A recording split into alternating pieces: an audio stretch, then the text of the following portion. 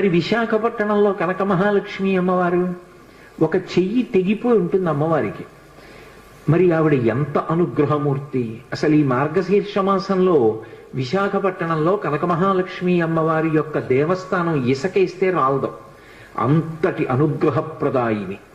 ఆ తల్లి పాదముల దగ్గరికి వెళ్ళి నమస్కరించాలి తప్ప ఆవిడ అనుగ్రహించలేనటువంటి విషయం లేదు.